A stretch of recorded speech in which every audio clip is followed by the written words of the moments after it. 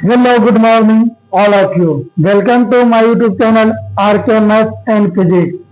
आप लोग कैसे हैं? आशा करते हैं कि आप लोग अच्छे और स्वस्थ होंगे। आज हम क्लास 10 सब्जेक्ट मैथ के जो एक न्यू चैप्टर स्टार्ट किए थे एपी, उसी को आगे बढ़ाते हुए आज पिछले क्लास में एपी के दो प्रॉपर्टीज बता चुके हैं। आज तीसरा प्रॉपर्टी बताएंगे। आज तीसरा प्रॉपर्टी बताएंगे। चलिए देखते हैं तीसरा प्रॉपर्टी क्या है। तीसरा प्रॉपर्टी क्या है? चलिए, किसी दो एपी के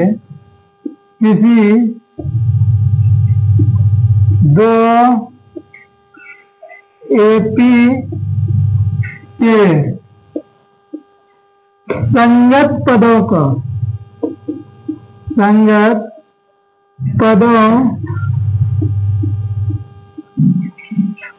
का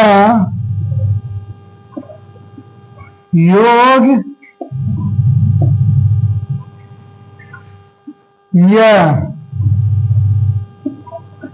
घटाव करने के बाद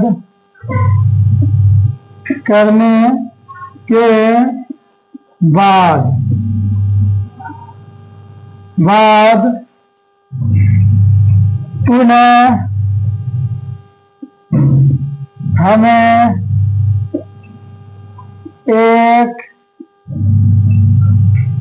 एपी प्राप्त होते हैं। एपी ही प्राप्त होते हैं। देखिए, किसी दो एपी के संगत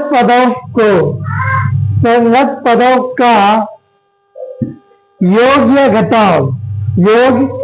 घटाव करने के बाद पुनः हमें एक एपी प्राप्त होता है। मान लेते हैं first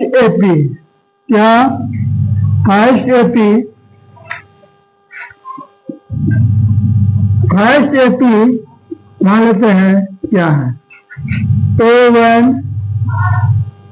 A1 plus D1, A1 plus 2D1, A1 plus 3D1, dot A1 plus n-1 D1। ये पहला एपी ले लिए। क्या ले लें? पहला एपी। सेकेंड एपी लेते हैं दूसरा। सेकेंड एपी लेते हैं दूसरा। आप सबको दिखाई दे रहा है प्रॉपर तरीका से? हाँ, दिखाई दे। आज सेकेंड एपी लेते हैं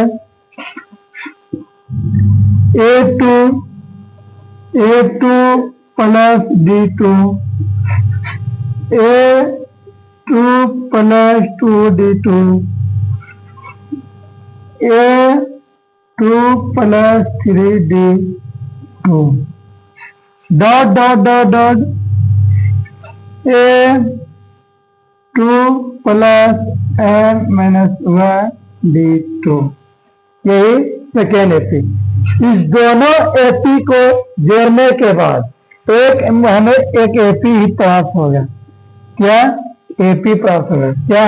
संगत पदों का जोड़ो। A1 प्लस A2, पहला टर्म। A1 प्लस D1, पहला AP. Second A2 plus D2, ये हुआ।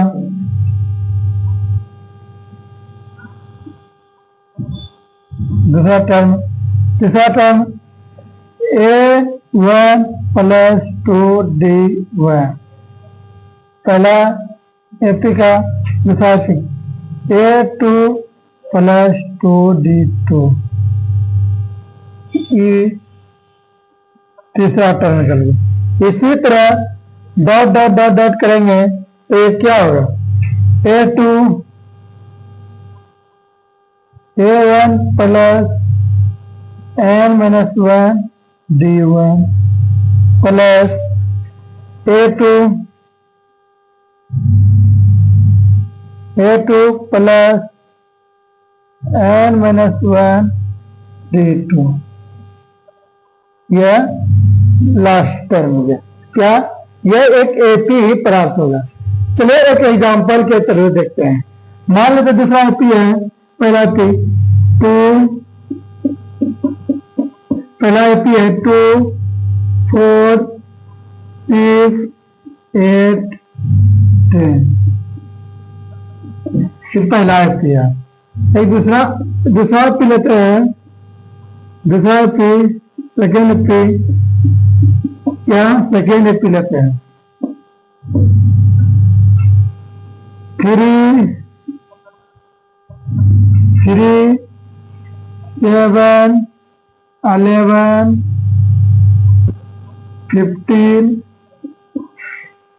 15 19 ले लिए। अब दोनों एपी को संगत पदों को जोड़ेंगे। 2 और 3 कितना होगा, 2 और 3 कितना होगा 5। योग करने के बाद 2 और 3 5, 4 और 7 11, 6 और 11 कितना होगा 17, 6 और 11 17, 8 और 15 23,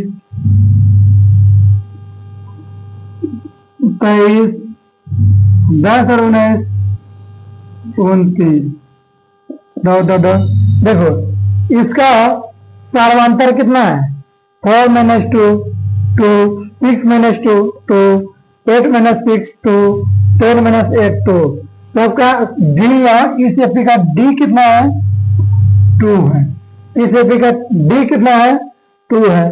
सेकेंड एपी का देखो 3, 7 में 3 घटाएंगे 4, 11 में 7 घटाएंगे 4, 15 में 11 घटाएंगे 4 और 19 में 15 घटाएंगे कितना हो गया 4।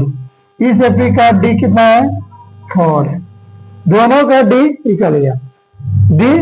अब योग करने के बाद इसका डी देखो कितना है,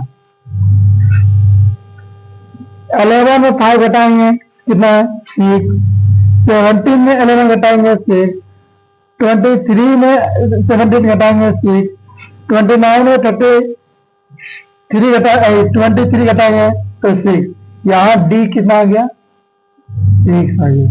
क्या आया, ये दोनों का डी का योग करने के बाद 6 होता है 2 4 6।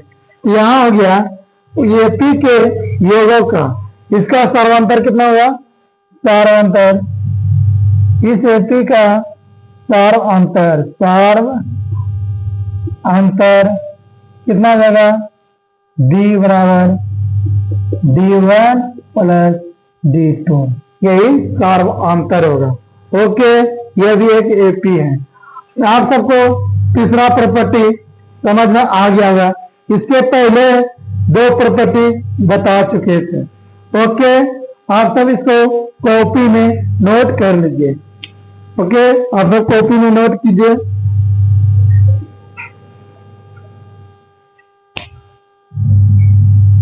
आशा करता हूं कि आप सब कॉपी में नोट कर लिए होंगे। आप सब कॉपी में नोट कर लिए होंगे। ओके,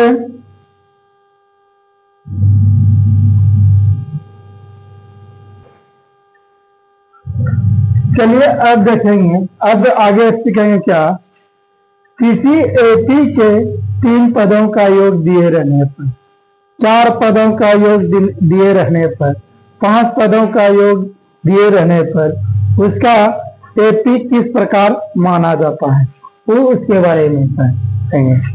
यदि पहला नंबर, यदि किसी एपी के पहला नंबर किसी एपी के किसी एपी के 3 पदों का योग देने पर 3 पदों को योग दिए रहने पर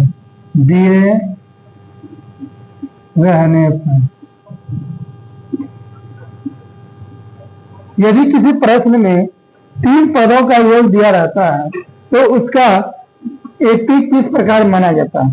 अगर 3 पदों का योग दिया रहने पर तो पहला टर्म हो जाएगा क्या, ए माइनस डी।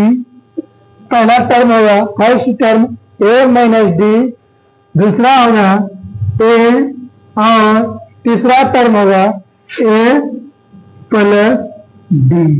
यही माना जाता है। यदि किसी एपी के 3 पदों का योग दिए रहने पर तो उसको किस प्रकार से एपी मानेंगे, उसको पहला टर्म मान लेंगे ए माइनस डी, दूसरा ए, तीसरा ए प्लस डी, यही मानेंगे। दूसरा नंबर क्या, यदि किसी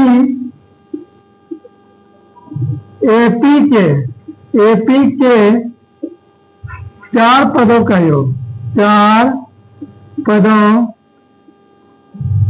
का योग दिए रहने पर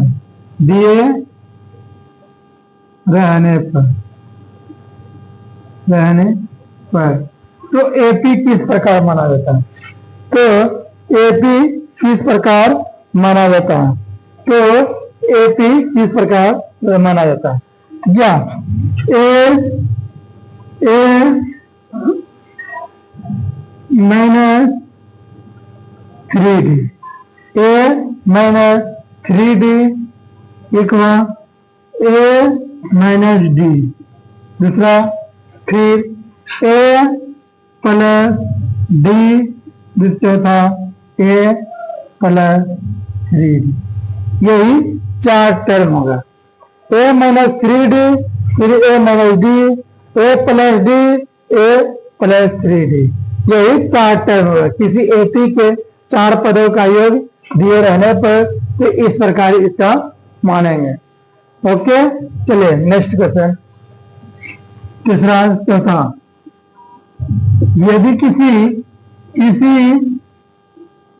एपी के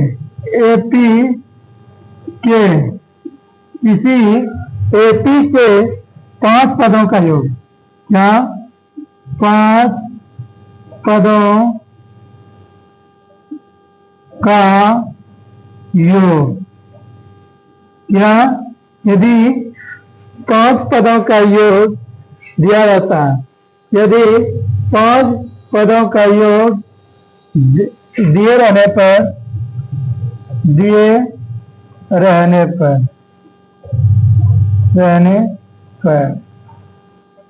तब उसको एपी किस प्रकार मानेंगे। देखिए, ए माइनस 2d, ए माइनस डी, ए, फिर ए प्लस डी और ए प्लस 2d। यही एपी माना जाता है। किसी एपी के 5 पदों का योग दिए रहने पर, यह गुना दिए रहने पर, तब इस प्रकार का एपी 5 टर्म बनाएंगे। पहला टर्म, दूसरा टर्म, तीसरा टर्म, चौथा टर्म, पांचवा टर्म। उसी प्रकार किसी एपी के 3 पदों का तो ए माइनस डी पहला टर्म, और ए प्लस डी दूसरा टर्म।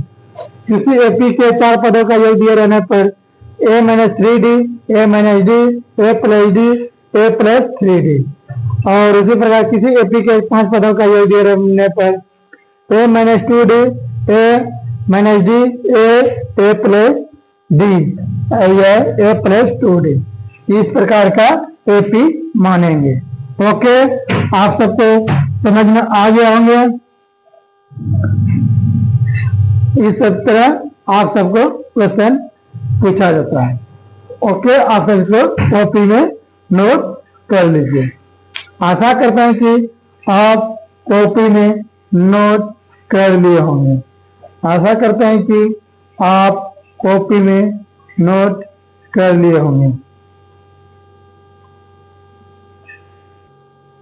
अब इससे आगे नेक्स्ट क्लास में आप सबको 5 क्वेश्चन कराएंगे। ओके, इसी आधार पर 5 क्वेश्चन नेक्स्ट क्लास में कराएंगे। ओके, धन्यवाद।